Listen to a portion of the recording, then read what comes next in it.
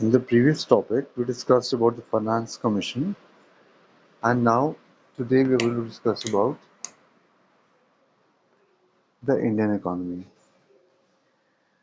We'll start with the evolution and we'll move towards issues till date. So this handout provides an overview of the key phases and concepts related to the evolution of the Indian economy designed for UPSC exam as we know it. So evolution of the Indian economy, characteristics and challenges, pre and post independence. So colonial era, that was the time when India's economy was stagnant economy, a largely agrarian economy. India was viewed as a supplier of raw materials and a market for finished British goods. With deindustrialization, colonial government's policies led to the decline of India's traditional handicraft and textile industry. Infrastructure. Now limited development focused on serving colonial interest. Example, railways to transport goods to ports. Railways were used to take out the resources from various parts of India, even the interiors, and that is why there was a big investment in railways. High poverty and low literacy, widespread poverty, food insecurity, and a high mortality rate. Literacy was below 17% in 1950 to 51. Then comes post-independence, 1947 to 1991. Mixed economy. India adopted a mixed economic model combining elements of socialism and capitalism with a strong emphasis on the public sector and central planning. Import substitution, a policy aimed at substituting imports with domestic production to promote self-reliance. This involved heavy tariffs and import quotas. Hindu rate of growth, a term used to describe the slow economic growth rate, around 3.5% per annum. During this period, due to excessive state control, bureaucracy and lack of competition. Major developments were Green Revolution, which happened in the 60s to 70s, which revolutionized agriculture by introducing high yield varieties of seeds, fertilizers, and irrigation, making India self-sufficient in food grains. Then comes industrial policy resolutions, focused on developing a strong public sector and protecting small-scale industries. Economic planning, 5-year plans. So 5-year plans were happening earlier, and the last plan was till 2017. That's when it got over. So 2014 onwards, we have Niti Aayog. We'll be discussing about Niti Aayog very soon. So economic planning, 5-year plans. Objective was to achieve rapid economic growth, poverty alleviation, self-reliance, and a more equitable distribution of income. Strategy: India adopted a 5-year plan model based on the Soviet Union's centralized planning. The Planning Commission was the body responsible for formulating these plans. Now, key plans were: first plan, 1951 to 56, focused on agriculture and irrigation. Example, Bakar Dam, which happened in 51 to 56. This is the first plan. Then came second plan, 56 to 61, the Mahalanobis model. Mahalanobis model emphasized rapid industrialization development of heavy industries. Then came 11th plan from 2007 to 12, faster and more inclusive growth. And last one, 12th plan, which ended in 2017, faster, more inclusive, and sustainable growth. So, more inclusive and sustainable growth was the last 5-year plan. Transition from Planning Commission to Niti Aayog. Now, what's the difference? Why Niti Aayog came into being in the first place? Now, Planning Commission 1950 to 2014, a non-constitutional and non-statutory body established via government resolution.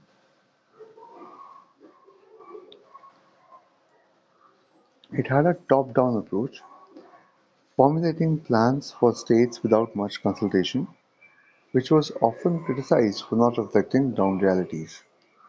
Acted as a crucial body for allocating central funds to states and ministries.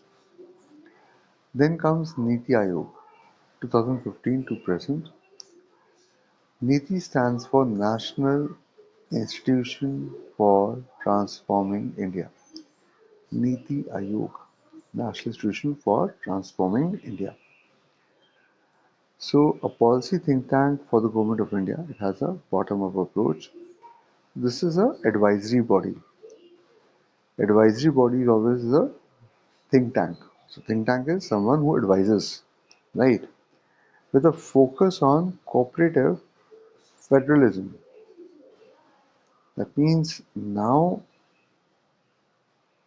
for providing help to a particular state, there will be a different mode of getting things done. Now, this it does not have the power to allocate funds. Now, that's very important. This function has been returned to the Ministry of Finance. Now, Niti Aayog, its key functions include designing strategic and long-term policies, providing technical advice and monitoring programs. Economic reforms of 1991 LPG. Now, 1991 was a time when,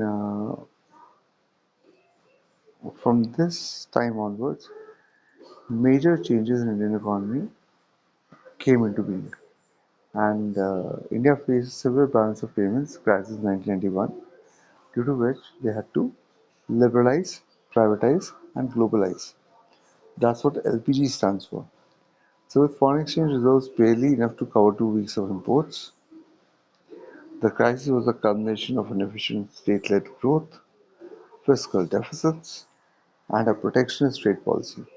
Now, fiscal deficits, fiscal surplus, fiscal deficit, these terms we get to see a lot. We have discussed fiscal revenue earlier as well.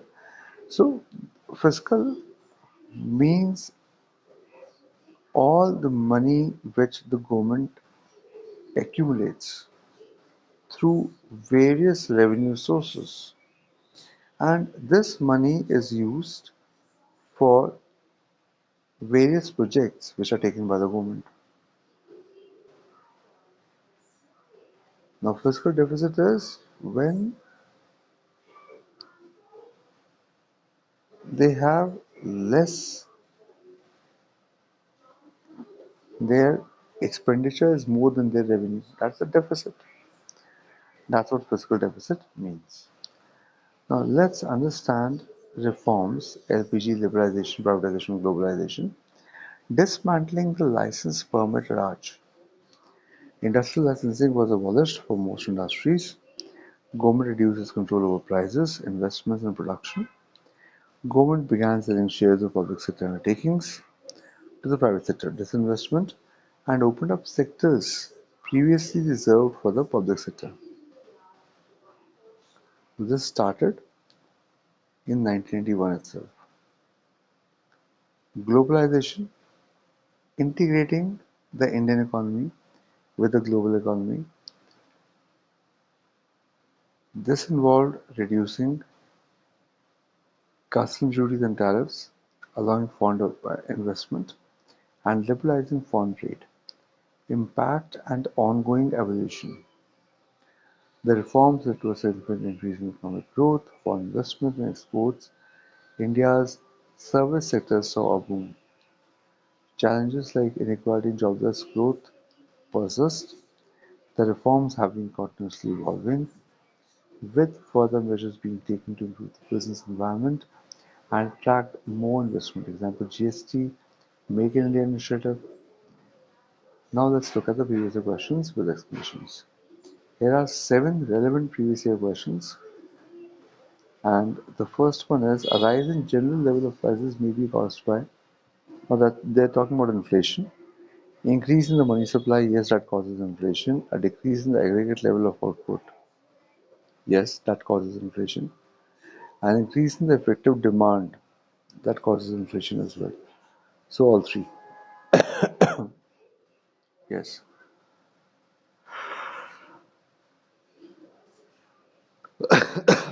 This question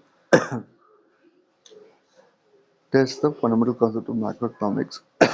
We have discussed inflation earlier as well.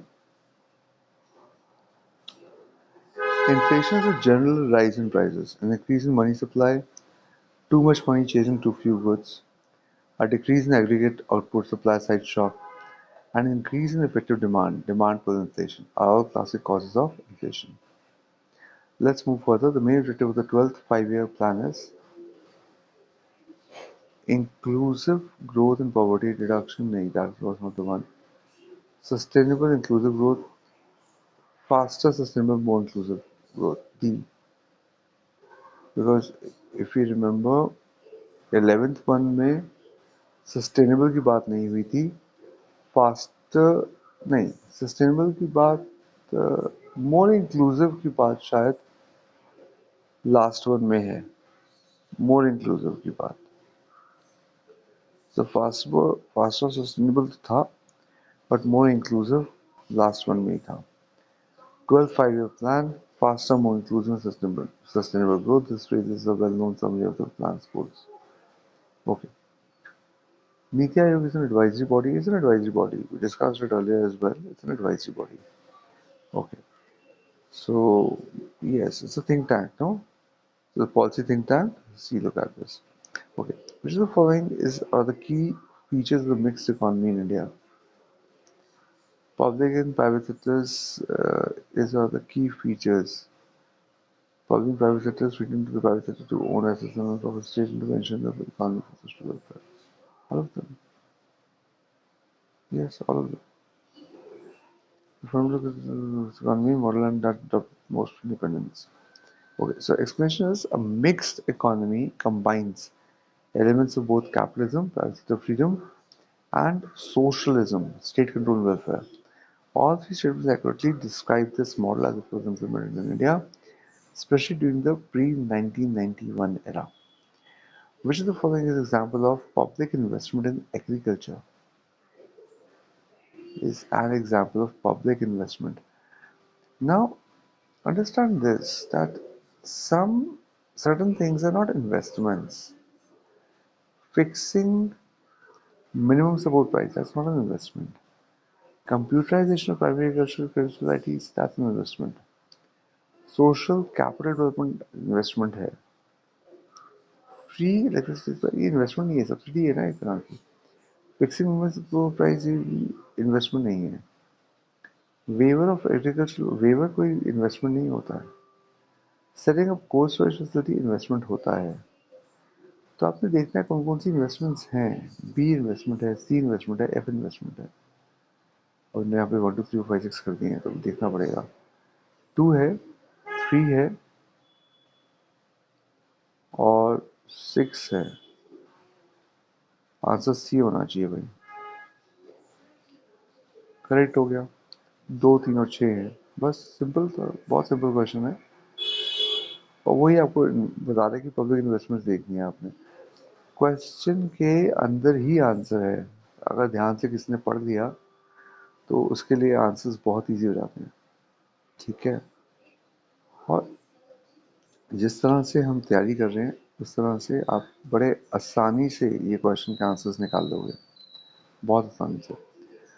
Which of the following is not a feature of LPG reforms of 1991? LPG reforms, अगर आपको याद है, liberalization, privatization and globalization, is not a feature. Removal of restaurant licensing था feature था, opening of the economy to foreign investment था, reduce government control over price and production.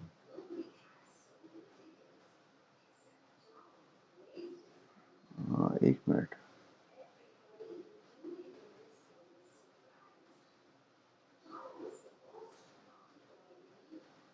Increase role of the public sector, reduce government control तो था ही था, increase role public sector नहीं था।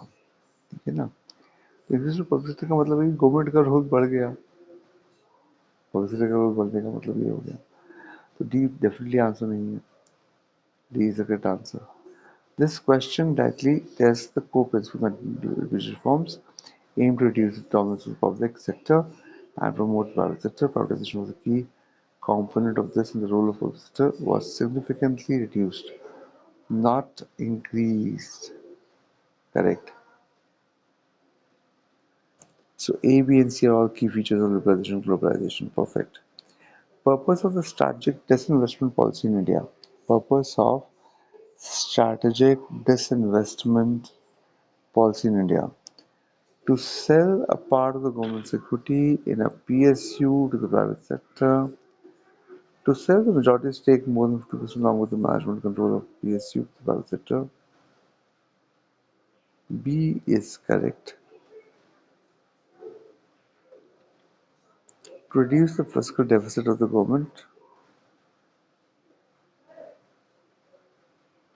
to modernize and professionalize the PSUs,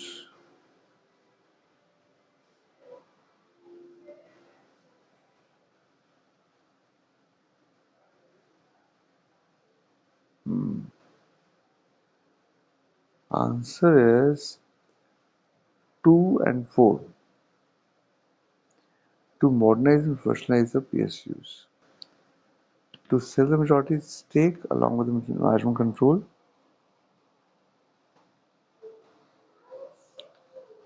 private sector. Yes. There's a specific definition of strategic disinvestment as opposed to disinvestment. Now, strategic disinvestment means that significant portion, usually more than 50% of its shareholding in a PSU, is being given to private sector, transfer management control to a private strategic partner. The goal is not just to raise funds, reduce fiscal deficit, but also to modernize and professionalize the company through private management. That is the major goal. Okay. So answer will be D, 2 and 4 only. So to sell the majority stakes and to modernize and professionalize the PSUs. That's all for today. Thank you so much.